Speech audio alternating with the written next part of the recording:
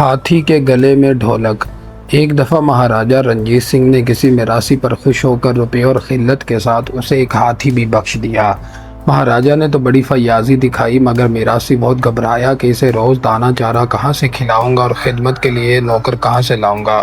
कुछ सोचने के बाद मिरासी ने एक ढोलक हाथी के गले में बांधकर उसे खुला छोड़ दिया।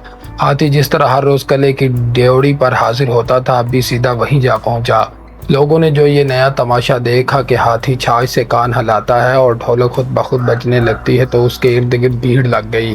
थोड़ी देर में ये गुल गुबाड़ा सुनकर महाराजे ने भी खिड़की से सर निकाला और हाथी को पहचानते ही मिरासी को बुलाकर पूछा, तुमने ये क्या स्वांग बना रखा है?